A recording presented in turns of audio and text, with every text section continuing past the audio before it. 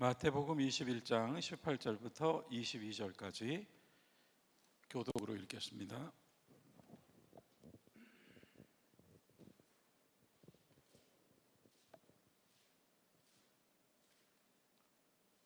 (35페이지입니다) 한 절씩 보겠습니다. 이른 아침에 성으로 들어오실 때에 시장하신지라. 길가에서 한 무화과 나무를 보시고 그리로 가사 잎사귀밖에 아무것도 찾지 못하시고 나무에게 이르시되 이제부터 영원토록 내가 열매를 맺지 못하리라 하시니 무화과 나무가 곧 마른지라. 제자들이 보고 이상히 여겨 이르되 무화과 나무가 어찌하여 곧 말랐나이까. 예수께서 대답하여 이르시되 내가 진실로 너희에게 이르노니 만일 너희가 믿음이 있고 의심하지 아니하면 이 무화과 나무에게 된 이런 일만 할 뿐 아니라 이 산더러 들려 바다에 던져지라 하여도 될 것이요. 함께 읽읍시다. 너희가 기도할 때 무엇이든지 믿고 구하는 것은 다 받으리라 하시니라. 아멘. 루디아 여신도회 하나님께 찬양해 주시겠습니다.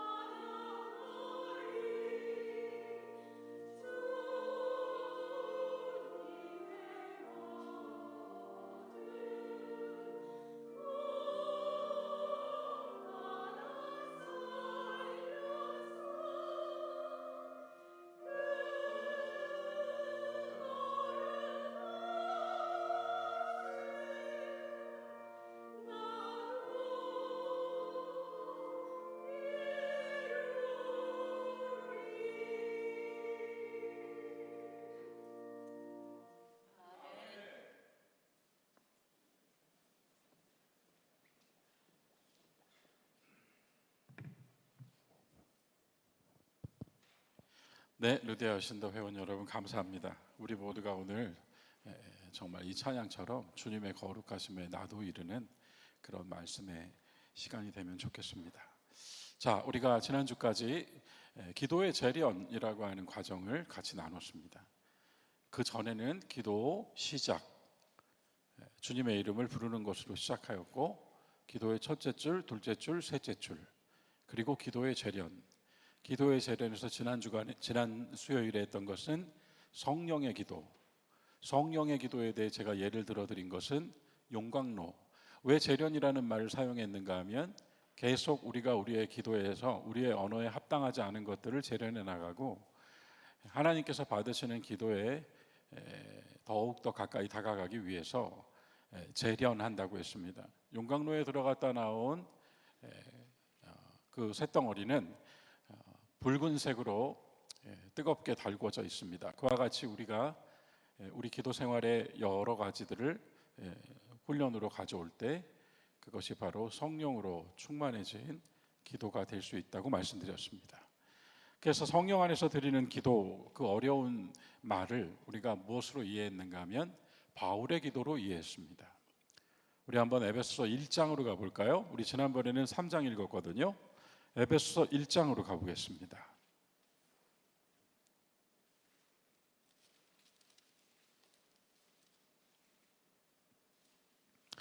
에베소서 1장 310페이지 15절부터 쭉 보면 되겠습니다.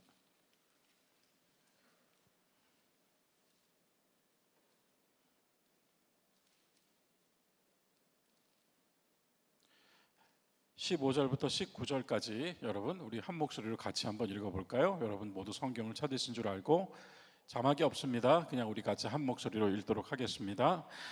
이로 말미암아 주 예수 안에서 너희 믿음과 모든 성도를 향한 사랑을 나도 듣고 내가 기도할 때 기억하며 너희로 말미암아 감사하기를 그치지 아니하고 우리 주 예수 그리스도의 하나님 영광의 아버지께서 지혜와 계시의 영을 너희에게 주사 하나님을 알게 하시고 너희 마음의 눈을 밝히사 그의 부르심의 소망이 무엇이며 성도 안에서 그 기업의 영광의 풍성함이 무엇이며 그의 힘의 위력으로 역사하심을 따라 믿는 우리에게 베푸신 능력의 지극히 크심이 어떠한 것을 너희로 알게 하시기를 구하노라.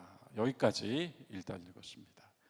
여러분 제가 3장의 바울의 기도와 1장의 바울의 기도는 신약 성경에서 가장 놀라운 기도라고 말씀드렸고요. 이 바울의 기도야말로 정말 불덩어리를 품고 있는 기도, 성령 안에서 하는 기도라고 이해가 된다고 말씀드렸어요. 그러면서 아주 쉬운 예를 드렸죠. 바울의 1장과 3장의 기도 속에는 자기 자신을 위한 또는 우리가 늘 하는 기도의 구문이 하나도 없습니다. 우리가 생활 속에서 주님께 구하고 바라고 원하는 내용들이 없습니다.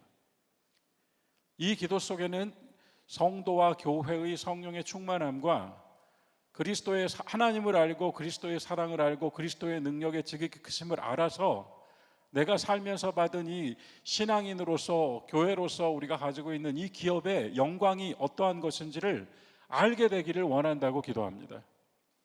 그래서 바울의 이 기도 속에는 모든 종교를 포함하여 모든 인간이 하늘을 향하여 올리는 기도와는 사뭇 다른 그리스도의 영으로 말미암아 하는 기도의 전형이 보인다고 말씀드렸습니다. 3장은 이 1장의 기도가 더 한층 성숙해서 이제는 하나의 계시처럼 기도를 하게 됩니다. 그리고 나서 에베소 6장에서 영의 전신갑주를 입으라고 하는 강력한 메시지, 바울의 메시지 중에 가장 강력한 메시지가 나오고 6장 18절부터 20절에서 기도의 메시지의 완결을 보여줍니다. 찾으셨으니 6장으로 가보겠습니다. 6장 18절부터 20절입니다. 316페이지 18절부터 20절도 우리 소리내어 같이 읽어보겠습니다. 모든 기도와 간구를 하되 항상 성령 안에서 기도하고 이를 위하여 깨어 구하기를 항상 힘쓰며 여러 성도를 위하여 구하라. 또 나를 위하여 구할 것은 내게 말씀을 주사 나로 입을 열어 복음의 비밀을 담대히 알리게 하옵소서 할 것이니 이 일을 위하여 내가 쇠사슬에 매인 사신이 된 것은 나로 이 일에 당연히 할 말을 담대히 하게 하려 하심이라. 위하여 해달라고 하는 기도의 내용이 뭐냐면 내게 주신 이 은혜를, 이 복음을 담대히 전할 수 있게 해달라고 기도 부탁하죠. 그러면서 우리가 이제 모든 항상 기도와 간구를 하되 이 구절은 우리가 암송하는 구절인데 여기서 우리가 기억해야 될 단어는 항상입니다. 그리고 이 항상이라고 하는 반복되는 단어를 우리의 기도가 어떠해야 하는가의 메시지로 받을 수 있습니다. 항상. 더하여서 이 기도의 가르침 속에는 성령 안에서 기도하라고 하는 메시지가 들어가 있습니다. 그리고 성령 안에서 기도하는 방법이 뭔지 알려주고 있습니다. 그것은 뭔가 하면 감사함으로 기도하는 것입니다. 오늘 이야기를 다 듣고 나시면 감사함으로 기도한다는 것이 무엇인지 우리가 조금이라도 알게 될 것 같습니다. 여러분, 그래서 지난 시간 이야기를 지금 복습하는 거거든요. 성령 안에서의 기도는 바울의 기도로 보여졌는데 바울의 이 기도는 우리가 드리는 기도와는 달랐다. 그의 기도는 뭔가 분명히 하나님의 뜻에 닿아 있었다.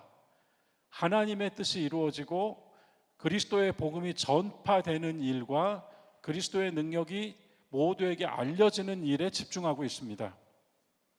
이것을 예수께서 마태복음 6장 33절로 해주신 말씀이 적용된 기도라고 우리는 확인할 수 있습니다. 마태복음 6장 33절, 여러분 지난 시간에 우리가 이건 읽었던 것 같은데요. 다시 돌아가 볼까요? 6장 33절로 가보겠습니다.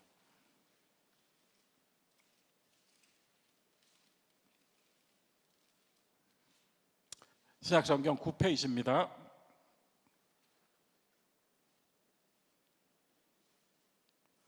(33절) (34절까지) 또 같이 한 목소리로 읽으면 좋겠습니다. 함께 읽읍시다. 그런즉 너희는 먼저 그의 나라와 그의 의를 구하라. 그리하면 이 모든 것을 너희에게 더하시리라.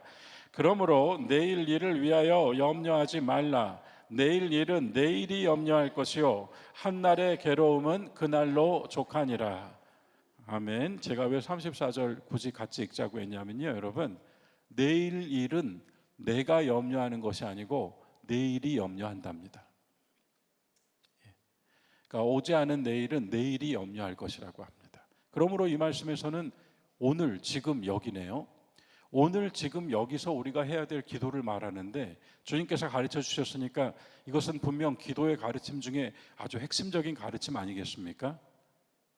그런데 말씀하시기를 먼저 주님의 나라와 주님의 의를 구하십시오.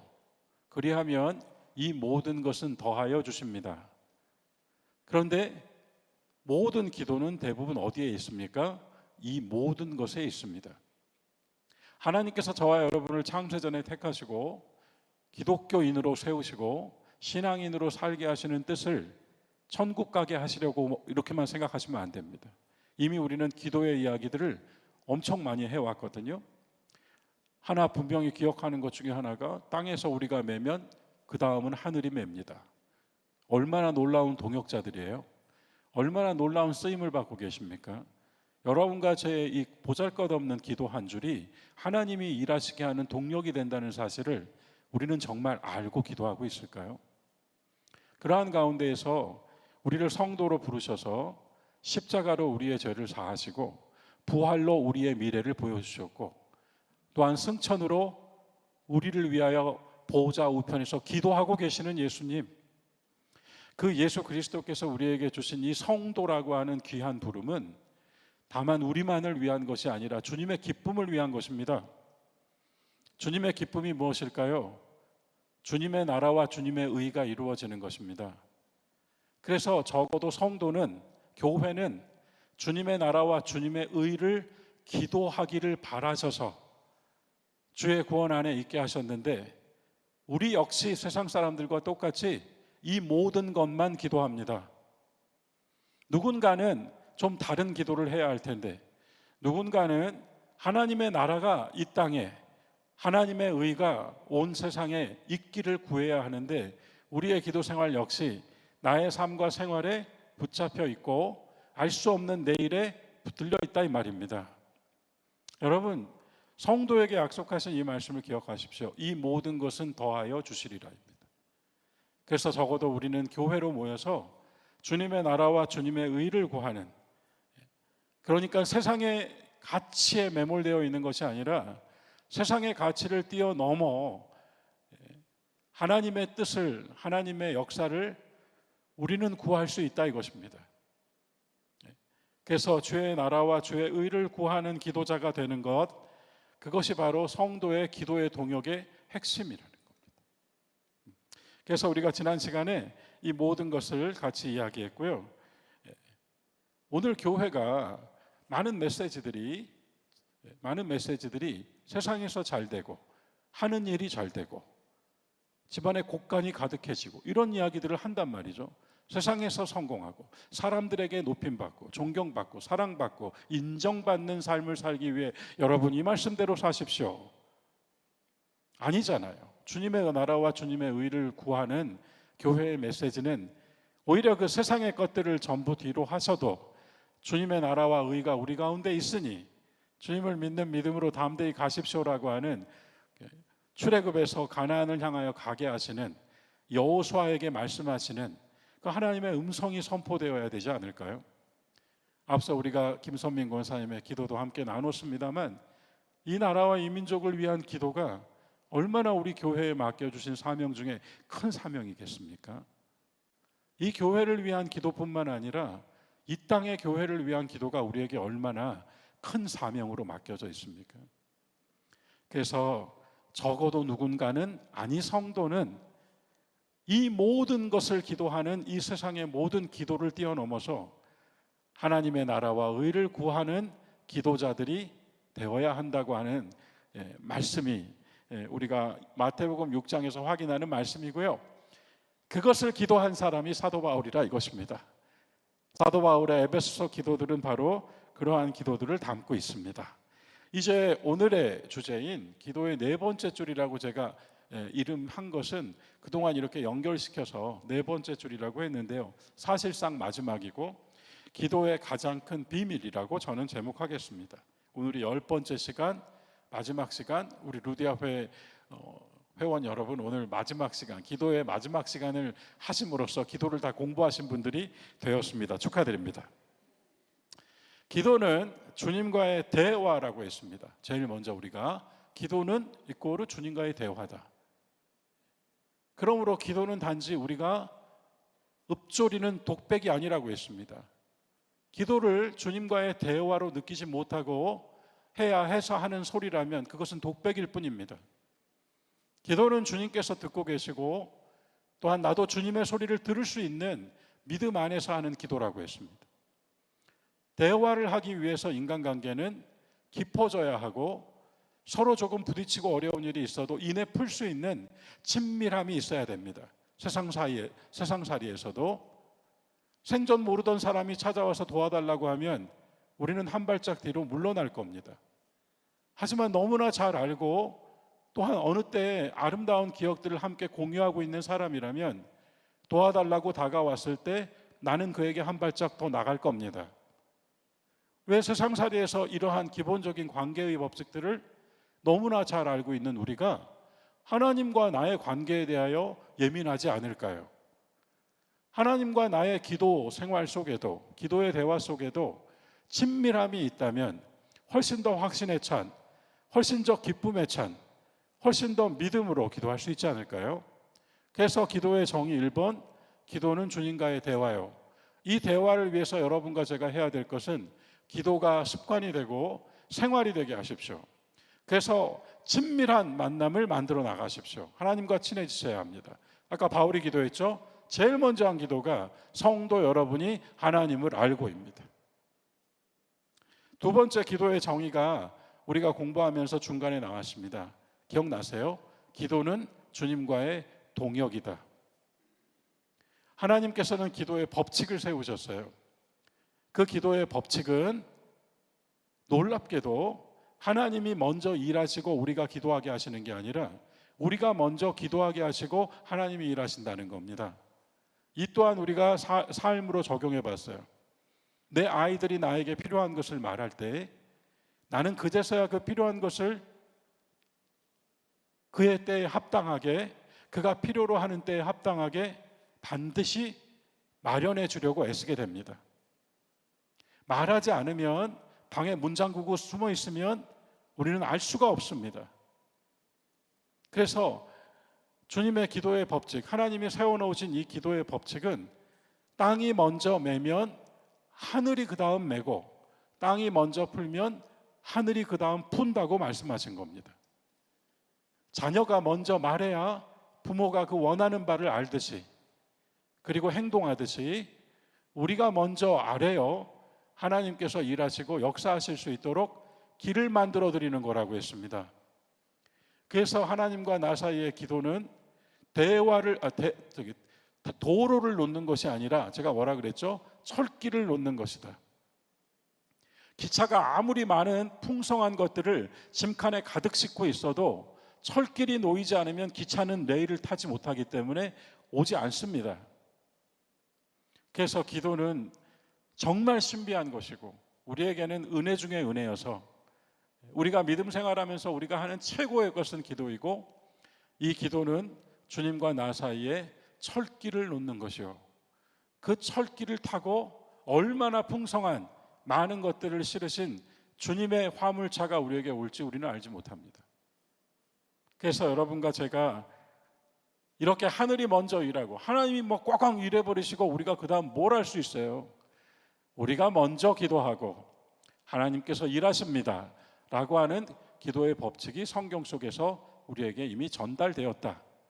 더 나아가 두 사람이 합심하여 기도하면, 여기서 합심은 통성기도가 아니라, 통성기도도 물론 합심이죠. 그러나 그 개념만이 아니라 교회의 통성기도를 합심기도라고 말하는 것이 아니라, 예수께서 때로는 피가 땀이 되도록 기도하신 겟세마니의 기도도 있었고, 사람들이 모두 환호성과 박수를 치면서 왕으로 모시려고 할 때 그 사람들 모두 제쳐놓고 미명의 산으로 올라가서 하신 혼자의 기도가 있었고, 또한 예수께서 산 위에 올라가서 기도하실 때 제자 몇 명 데리고 올라가서 변형 대신 기도가 있었고, 또한 그 기도를 마치고 내려오셔서 사람들을 고치시고 살리시는 역사를 일으키시는 능력의 기도도 있었단 말이죠. 합심 기도가 뭐라고요? 예수님이 지금 내가 아파서 기도하면 그분도 아파서 나와 함께 기도하시는 것이고, 내가 지금 기뻐서 기도하면 그분도 나와 함께 기뻐하시며 기도하는 게 합심 기도입니다.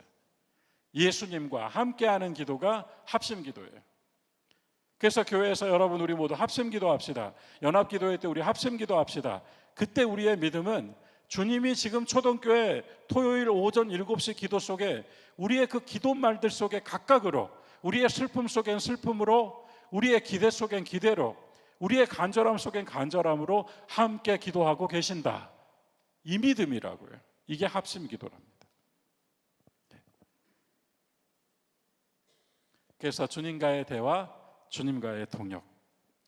하지만 지금도 우리의 믿음은 근간이 흔들리는 경험이 있고, 또한 우리의 인내심은 아무리 인내를 배우고 들었어도 한계를 경험하며, 또한 우리는 끊임없이 시험당하고, 우리는 끝없이 내 속에서 아무에게도 말할 수 없는 정죄와 죄책감에 시달리고, 또한 우리는 잊어버리고 싶지만 잊어버릴 수 없는 과거에 붙들려 살고, 내일 일은 내일이 염려할 것이오를 100번 1000번 들어도 알 수 없는 내일은 불안하고, 더 나아가서 기독교인은 그러면 안 된다는 거 알지만 증오와 미움과 분노와 원망은 사그러들 기색을 보이지 않고 관계들은 수없이 붙었다 떨어졌다를 반복하고, 가정에는 문제 없는 일이 없고 사회 전체로도 이렇게 풍요하고 모든 것이 발전되었다고 하는데 오히려 안전은 더 위협받고 있고 이렇게 모두 잘 살게 되었다고 할지라도 가난과 빈곤은 여전하며 생존을 위협하는 요소들은 오히려 문명이 강화될수록 더 많아졌고 무기의 개발은 끝도 없고 여러분 열거하자니 끝도 없습니다.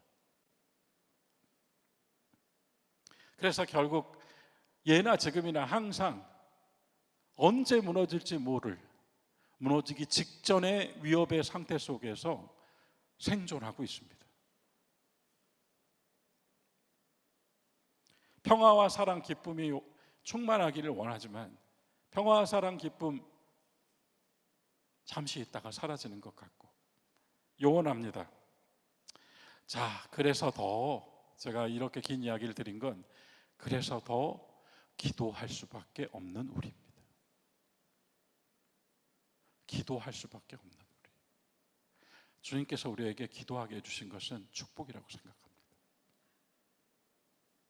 기도 시간이 없다면 이 억눌린 가슴을 어떻게 풀고 살까요? 기도할 줄 몰랐다면 우리는 어떻게 소망하며 살 수 있었을까요? 앞이 보이지 않는데 기도할 수밖에 없습니다. 그래서 세 번째 기도의 정의를 말씀드리겠습니다. 기도는 하나님과의 대화요, 기도는 하나님과의 동역이요, 세 번째 기도는 하나님과의 연합입니다. 연합이라는 말을 라틴어로 꼬무니스, 우리말 영어로 꼬뮤니온, COMMU 맞나요? NION, 커뮤니온, 연합이라고 합니다. 연합이라고 하는데요. 그래서 제가 이제 좀 이따 설명을 드리겠습니다만 일단 이 커뮤니온이라는 말이 어떻게 나왔는지 한번 볼까요? 라틴어에서 코무니스, COMMU NI 꼬무니, 꼬문, 제가 잠깐 라틴어로 헷갈리네. 이렇게 이거 자막 준비할 걸 그랬다. 이거는 COMMU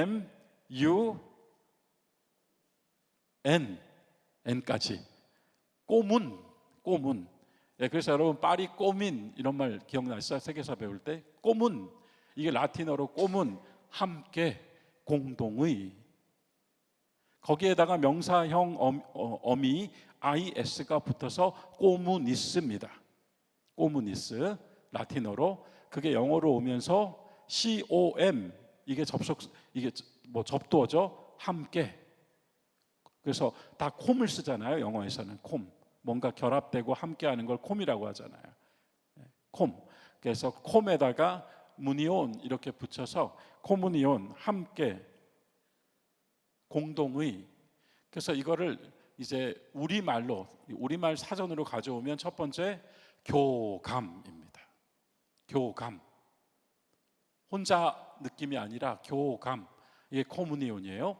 두 번째 기독교 용어로 넘어옵니다. 이 말은 철저히 기독교적으로 사용되는 용어가 되는데 그게 뭐냐면 성찬.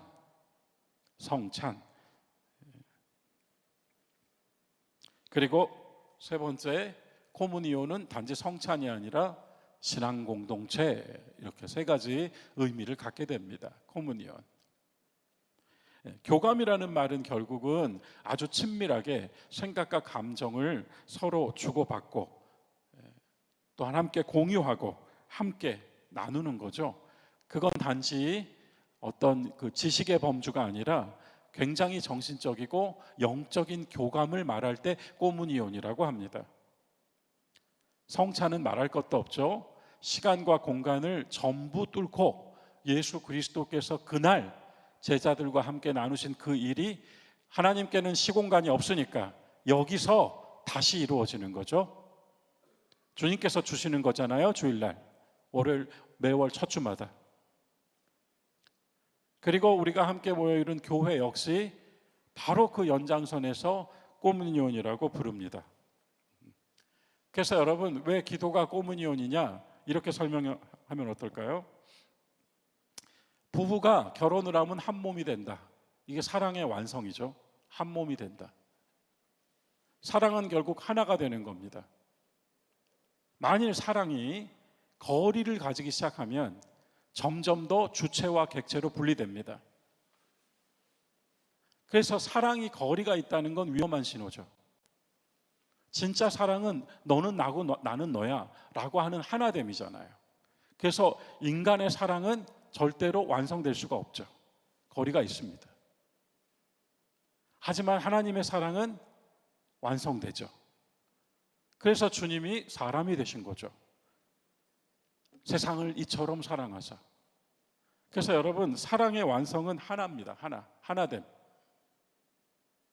그래서 연합이라고 하는 말이 막연하게 니캉 내캉 네 뜻도 살고 내 뜻도 살자가 아니라 둘이 그냥 하나가 돼버린 겁니다. 그래서 적어도 이 기도 시간에 기도를 통하여 우리는 주님과 하나가 됩니다. 이렇게 연결을 시키는 겁니다. 우리가 일상 속에서 드리는 기도, 첫 번째, 격식 없이 정말 일상적으로 하는 기도 있죠. 두 번째, 간청하면서 부르짖는 기도. 세 번째, 예배 의식 안에서 이를테면 우리가 하는 공동 기도 같은 거.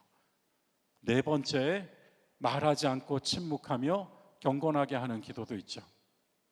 그리고 여기에 하나 더 오늘 알려드릴 것, 연합하는 기도. 사랑하는 기도입니다. 주님과 내가 하나가 된 기도입니다. 그래서 말보다 마음이 먼저인 거고요, 이 기도는. 그리고 특정한 자세나 손 모양이 있어야 되는 것이 아니라 그냥 믿음이 먼저 있는 기도입니다. 자, 이제 복음서로 들어가려고 하는데요. 이야기 하나 들려드릴게요. 극심한 가뭄이 그 수도원이 있는 경내 그 지역에 극심한 가뭄이 들었어요. 노 수사가 새로 온 젊은 수사에게 우리 기도하러 산에 올라가자 했습니다. 그래가지고 이 새로 온 젊은 수사가 노 수도사를 따라 기도하러 올라갔습니다. 산 정상까지 땀을 뻘뻘 흘리면서 올라가서 마침내 온 세상이 가뭄으로 쩍쩍 갈라져 버린 세상이 보이는 산 정상에 둘이 같이 섰습니다. 노 수사가 몸을 펴더니 손을 번쩍 하늘을 향해 한번 들고, 그리고 나서 크게 한번 숨을 쉬고 아멘 하더니 자, 이제 내려가자 그랬습니다. 그래서 젊은 수사가, 아니 수사님, 이 산에 저와 함께 기도하자고 하셨는데 저는 가뭄 때문에 힘든 세상을 위해 비를 내려달라고 기도하실 줄 알았습니다.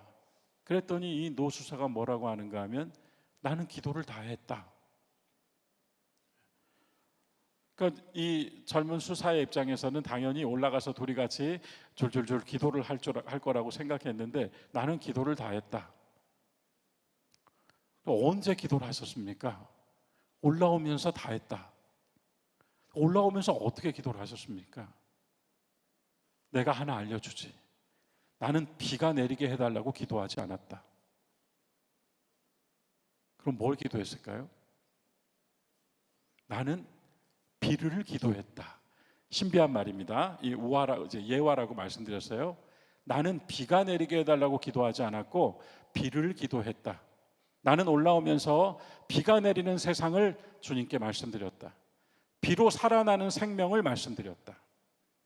비에 젖은 나무와 풀들을 보면서 말씀드렸다. 지난 주일에 우리가 덕수궁 가서 우리 권사님들 대단하셨죠? 90 넘으신 우리 권사님들 다 덕수궁에 오셔서 저희 교역자들 뿐만 아니라 저희 모두 굉장히 감동했습니다. 다른 목사님들도 저에게 초동교회 정말 대단하다 해주셨습니다. 권사님들 저녁에 저에게 다 문자 주셨습니다. 참으로 좋아하노라고, 종종 나가자고, 가까운 데라도 나가보자고 하셨습니다. 그날 저녁에 비가 한번 팍 내렸습니다. 그래서 제가 비 내리는 걸 보고 있다가 비가 그치는 걸 보고 이때다 싶어서 나갔어요. 그랬더니 아니나 다를까 비에 젖은 낙엽 냄새를 올해 처음 맡아봤습니다. 얼마나 냄새가 좋은지. 여러분, 이 노수사가 한 얘기가 그겁니다. 비가 내리게 해달라고 기도하면 기도하는 중에 어떤 데 마음을 또 뺏기냐면 가뭄의 마음을 뺏깁니다. 이해가 되세요? 비가 내리게 해주십시오 그러면서 마음속으로는 가뭄 걱정한다고요. 그런데 비가 내려버린 걸 생각하니까, 그걸 기도하니까 이미 이루어진 겁니다. 자기 안에서. 이해가 되셨죠? 이제 나는 비가 내리게 해달라고 기도하지 않았다. 나는 비를 기도했다. 나는 병을 고쳐달라고 기도하지 않았다. 왜냐하면 병을 고쳐달라고 기도하면서 안 고쳐질 것에 붙들리니까. 나는 병을 고친 것을 기도했다.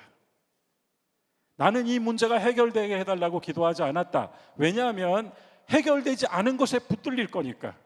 나는 해결됐다고 기도했다. 이 얘기입니다, 이게. 여러분, 오늘 제가 해드릴 얘기에 아주 핵심이 지금 나왔거든요. 나는 무엇을 해달라고 기도한 것이 아니라 무엇을 해주신 것을 기도했다. 그러면 그 다음에 뭐가 나오겠어요? 자연히 그렇게 간절히 병 낫기를 구했는데 병이 나았다고 기도했으면 그 다음 뭐가 나올까요? 감사합니다 하나님, 내 병이 나았습니다가 되는 겁니다. 아무 것이나 모두 기도와 간구로 하되 감사함으로 해라가 그 얘기입니다. 그래서 제가 이 기도의 마지막 한 줄, 여기에는 완전한 믿음이 들어가게 되는 거죠. 성경을 보겠습니다. 요한복음, 시간이 조금 됐는데 여러분, 이거 오늘 마치려고 그랬는데 오늘 못 마치면 어떡하죠? 다음 주에 계속 요한복음 11장 찾아보겠습니다.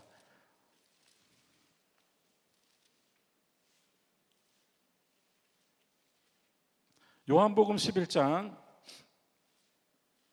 41절부터 44절. 어제 우리 나호천 장로님, 황성길 고사님 오늘 못 오실 수도 있겠다. 너무 어제 애를 쓰셔서 그랬는데 오늘 두 분 다 오셔서 들어오면서 감동했습니다. 어제 마지막 그 곡이 나사로 정말 즐겁더라고요. 여러분, 이 요한복음 11장 나사로 눈물 나는 장면입니다. 성경을 우리가 정말 성령으로 읽고 정말 영혼으로 읽으면 이 장면만큼 멋진 장면이 어디 있어요? 11장 41절부터 43절까지 41절부터 43절 함께 읽어봅시다. 돌을 옮겨 놓으니 예수께서 눈을 들어 우러러 보시고 이르시되 아버지여, 내 말을 들으신 것을 감사하나이다. 항상 내 말을 들으시는 줄을 내가 알았나이다. 그러나 이 말씀 하옵는 것은 둘러선 무리를 위함이니 곧 아버지께서 나를 보내신 것을 그들로 믿게 하려 함이니이다. 이 말씀을 하시고 큰 소리로 나사로야 나오라 부르시니. 여러분, 여기서 무덤에 들어가 썩어버린 4일째 된 나사로를 부르실 때 부르시기 전에 기도하셨다는 거 1번, 기도하셨는데 기도의 내용이 너무나 특별하다는 거 2번. 이 기도의 내용이 뭐예요? 아버지는 나의 기도를 들어주셨습니다. 두 번째, 이게 믿음의 기도예요. 그 다음에 의심하지 않았어요. 어떻게 했어요? 아버지는 항상 내 말을 들어주시는 줄 압니다. 이 두 개가 나왔습니다. 하나는 이미 이루어졌습니다 라고 하는 믿음이 나왔고요. 또 하나는 아버지는 항상 내 말을 들어주십니다. 의심하지 않았어요. 그런데 내가 굳이 이렇게 또 기도하는 이유는 내가 나사로 살려야 된다고 보내신 것을 저들이 알게 해주기 위해서입니다. 부르시니 나왔다 했습니다. 그래서 몸소 보여주시고 일러주신 기도가 여기 있습니다. 제가 이야기하는 게 기독교인의 허세가 아닙니다. 무조건 다 받은 줄로 알고 기도하라, 허세가 아닙니다. 예수께서 그렇게 하셨기 때문에, 나는 예수님을 믿기 때문에, 나는 예수께서 하신 이 기도 속에 나도 기도하고 싶습니다. 그래서 마태복음 21장, 우리가 오늘 읽은 말씀이 21장이죠. 21장 18절로 우리가 다시 와보면 좋겠습니다. 요한복음 이 11장 우리가 기억하고요. 예수님이 이미 보여주셨습니다. 21장 18절. 오늘 본문 말씀. 이른 아침 예루살렘으로 들어가시는 길이에요. 십자가 지기 바로 전입니다. 시장하셨어요? 주님도 배가 고프시네요. 우리는 주님께서 시장하셨다는 말을 단지 육신으로 배고프셨다는 말로만 이해하지 않습니다. 주님께서는 지금 구원으로 배고픕니다. 많은 사람들이 여전히 그 3년의 공생의 사역을 다 보고 알매도 불구하고 두 부류 믿음이 아예 없는 사람들과 또 한 부류 제자들 믿음이 적은 사람들이 가득했습니다. 주님은 계속 배고프셨습니다. 특별히 19절에서 길가의 무화과 나무를 보셨습니다. 잎사귀가 가득했습니다. 그 잎사귀는 분명 무화과 나무의 잎사귀입니다. 플라타너스는 플라타너스의 잎사귀가 있고 은행나무는 은행잎이 있듯이 무화과 나무의 잎사귀였습니다. 그것을 보면 무화과 나무인 줄 압니다. 하지만 문제가 뭐였죠? 무화과 나무의 모양은 가득한데 무화과 나무에 열매가 없었던 겁니다. 그래서 주님께서 그 모양뿐인, 그 겉모습뿐인 무화과 나무를 보시고 다시는 열매를 맺지 못한다 하시니 곧 말랐다. 이것도 표적이네요. 제자들이 어떻게 이런 일이 일어났습니까? 여러분 21절 같이 읽읍시다. 21장 21절입니다. 예수께서 대답하여 이르시되 내가 진실로 너희에게 이르노니 만일 너희가 믿음이 있고 의심하지 아니하면 이 무화과 나무에게 된 이런 일만 할 뿐 아니라 이 산더러 들려 바다에 던져지라 하여도 될 것이요. 나왔죠? 믿고 의심하지 아니하면, 믿고 의심하지 아니하면 무화과 나무를 메어버리는 일도 될 뿐만 아니라 무화과 나무가 가득한 저 산이 바다에 가버리는 일도 그대가 말한 대로 되리라고 하시는 놀라운 말씀을 들려주셨습니다. 22절 같이 읽읍시다. 너희가 기도할 때 무엇이든지 믿고 구하는 것은 다 받으리라 하시니라. 그래서 저는 이 기도의 마지막 한 줄, 그리고 우리에게 기도의 비밀과도 같은 은혜 하나는 예수님 말씀으로 그대로 인용해서 기도하시면 받은 줄로 알고 하신다 이것입니다. 이거 굉장한 내공입니다, 여러분. 여러분, 우리가요 이거를 그냥 성경의 한 줄로 읽고 지나쳤습니다. 그러나 이걸 정말 기도로 가져와 보세요. 그래야지 우리가 아까 말씀드렸죠. 비가 내리기를 기도하면 가뭄에 붙들린다고요. 그러나 내린 것을 기도하면 감사가 나온다고요. 자, 마태복음 우리가 이 말씀을 보면서 제가 꼭 이 구절은 읽고 싶었던 구절인데요. 마태복음 여러분 9장 1까지 제가 이제 곧 끝낼게요. 9장 27절 9장 보십시오. 9장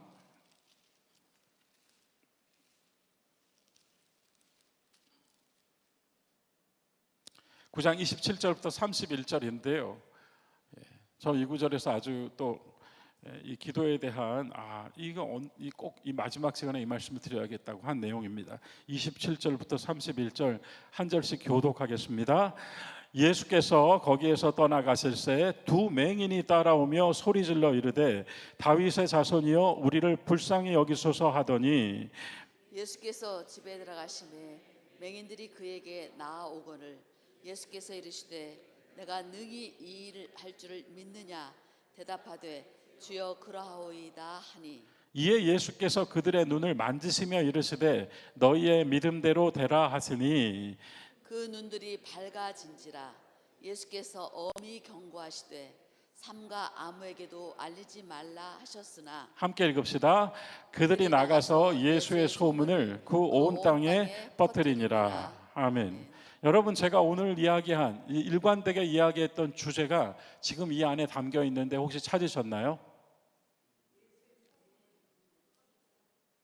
주님의 말씀 속에서. 네, 잘 안 들려서 제가 그냥 빨리 말씀드릴게요. 내가 네가 구하는 이것을 해줄 수 있는 사람이라고 믿느냐? 라고 말씀하셨습니다. 내가 너희들이 구하고 있는 이것을 해줄 수 있다고 믿느냐? 그랬더니 그 두 맹인이 주님 그렇습니다 라고 믿음으로 말했습니다.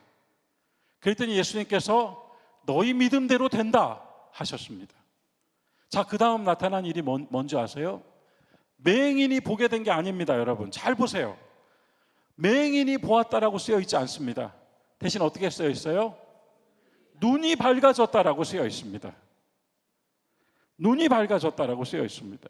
다만 육체적인 어떤 그 치유, 기적, 맹인이 보게 되었대, 이게 아니라 여러분 눈이 밝아진 겁니다. 여러분 굉장히 강력한 말씀이거든요. 우리가 기도할 때마다 이 말씀 생각해야 합니다. 우리가 하나님을 믿고 기도하는데 얼마나 믿음 없이 기도하는지를 반성해야 합니다. 내가 네가 기도하는 이것을 들어줄 수 있다고 믿느냐? 이 소리가 들려야 됩니다. 그러면 우리는 곧바로 주님 그렇습니다 라고 확신해야 됩니다. 그래서 예수님 하신 말씀이 여러분이 기도할 때마다 믿으시면, 의심하지 않으시면 믿음대로 받을 것입니다, 이렇게 말씀하신 겁니다. 사랑하는 여러분, 이것이 오늘 제가 말씀드리고 싶었던 기도의 비밀 절정입니다. 우리가 성경에서 예수 안으로 라는 말을 많이 보죠. 엔 크리스토, 예수 안으로. 여러분 그 말이 가지고 있는 의미가 뭘까요? 둘러싸여서, 이렇게 한번 설명해 볼까요? 내가 지금 기도하는데 예수님 안으로 들어왔어요. 예수 안으로, 성령 안으로 이러잖아요. 안으로 들어왔다는 건 뭐예요? 둘러싸였다는 거잖아요.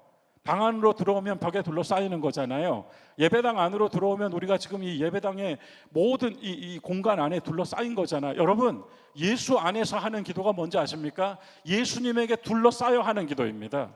이게 바로 커뮤니온입니다. 이게 바로 연합입니다. 이게 바로 연합입니다. 내 사랑하는 가족이 지금 내 곁에 없어도 나와 가족들이 하나인 것은 내가 여전히 내 사랑하는 가족들에게 둘러싸여 살고 있기 때문입니다. 예수 안에서 기도하면, 예수 안으로 기도하면 이 모든 말씀들의 진의는 수사가 아니라 예수 안으로, 예수 안에서 우리 하나 된, 이게 수사가 아니라 둘러싸였다는 겁니다. 초등교회 300명, 500명이 예수님으로 둘러싸였다는 것이 그 찬양입니다. 그래서 우리의 기도 안으로는 믿고 의심하지 않으며 받은 줄로 아는 기도. 그래서 시험 당하면 안 됩니다. 기도하면서 바깥으로는 주님이 둘러싸고 있는 기도. 이것이 이 기도에 대한 저의 이야기의 마지막입니다. 기도는 말이 아닙니다. 기도는 기도하는 사람입니다. 기도하는 사람의 마음입니다. 기도하는 사람의 믿음이에요. 기도하는 사람의 느낌입니다. 내가 지금 어떤 마음과 생각과 느낌으로 기도하고 있는가, 기도는 달라집니다. 기도가 말이라면 그것은 소리에 불과합니다.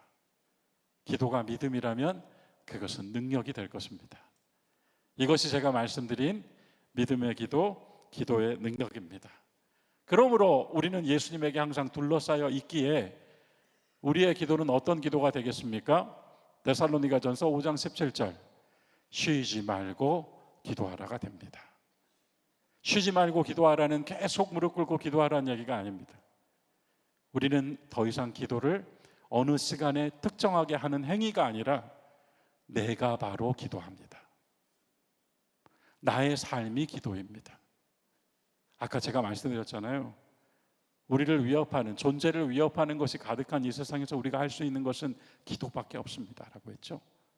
그것은 반대로 우리의 삶의 모든 순간에는 기도가 있습니다. 그것이 쉬지 말고 기도하라입니다. 그래서 기도의 첫 줄부터 마지막 네 번째 줄까지 우리가 함께 이렇게 말씀을 찾아왔습니다. 혹여 또 기회가 된다면 제가 오늘 못 나눈 이야기, 또 별건 없습니다만 제가 오늘 나머지는 뭐였냐면 이런 기도의 방법을 주님께서 누차 말씀하신 걸 다 읽어보려고 했는데 이거면 충분할 것 같습니다. 그렇죠? 여러분 우리 모두가 정말 아까 그 마태복음 9장 이 일을 내가 해줄 수 있다고 믿느냐? 이 말씀 잊어버리지 마시고 기도 힘있게 하십시오. 담대하게 하십시오. 기도 순서 없습니다. 옳고 그르다는 거 없습니다. 기도 잘한다 못한다 없습니다. 기도는 그냥 기도입니다. 여러분 잊지 마세요. 기도는 기도입니다. 기도에 수사 붙이지 마십시오. 하나님 다 아십니다. 기도는 그냥 기도인데요, 그 기도는 여러분의 기도입니다. 내가 기도입니다.